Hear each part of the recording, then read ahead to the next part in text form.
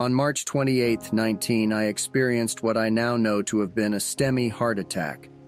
I managed to drive myself to the hospital where I collapsed at the entrance of the emergency room waiting room.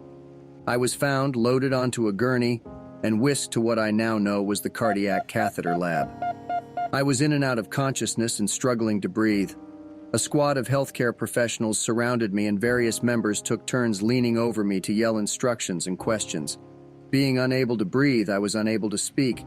This caused the squad to repeat the same questions louder and sometimes nose to nose. How rude, I thought. I just wanted them to leave me alone. Suddenly, I felt better. I wondered how they did that. Not only did I feel symptom-free, I felt great. I felt buoyant, focused, and incredibly peaceful. My reverie was interrupted when I heard another guy in the room making groaning and choking noises. I wondered who he was and how he got in there.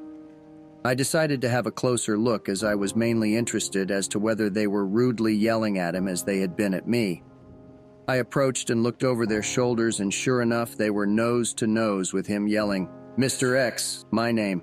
Mr. X, stay with us, Mr. X." No way, I thought to myself. Here is ultra pleasant and there is not. I'm staying put.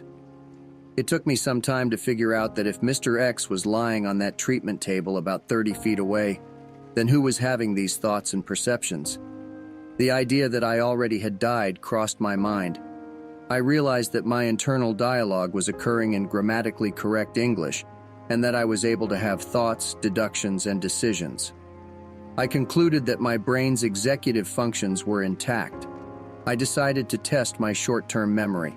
Sure enough, I could remember everything leading up to collapsing at the entrance to the emergency room. Not only that, but I could remember all of it in exquisite, vivid detail. I then decided to test my long-term memory and arbitrarily chose 8th grade.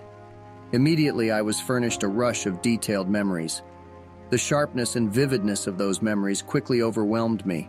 I wondered, where could all that have been stored? I concluded that my long-term memory system was intact and it was much broader and deeper than I believed possible.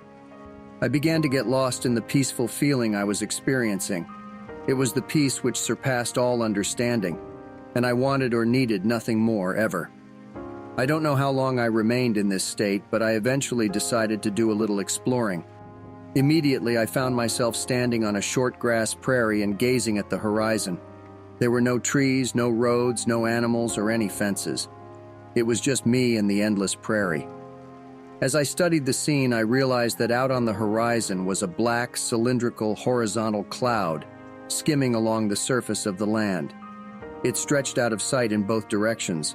I felt the immense energy that was headed my way. I was fascinated by the cloud and got lost in it. Suddenly, I realized that the cloud was death, or at least my brain's symbolic projection of death. I knew if the cloud touched me, I was dead. Two thoughts occurred to me.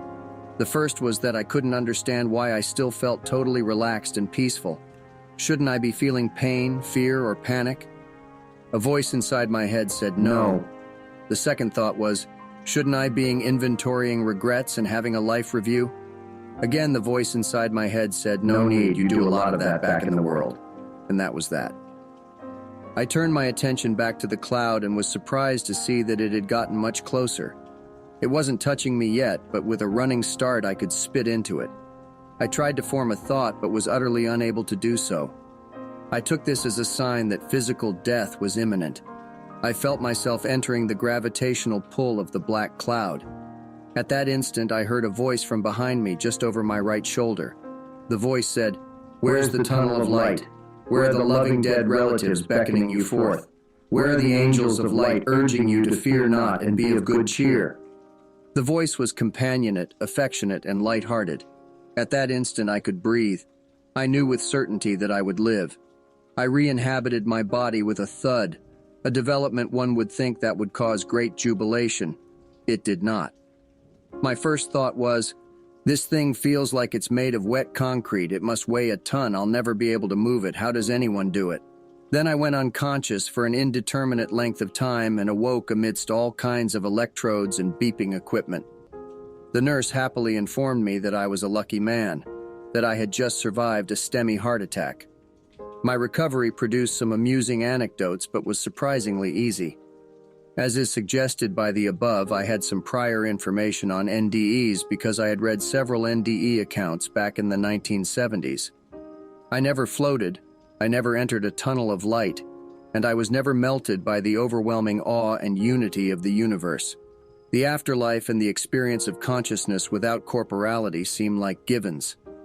For me, the takeaway of my experience was, nothing hurt, and the afterlife tenderly awaits your arrival.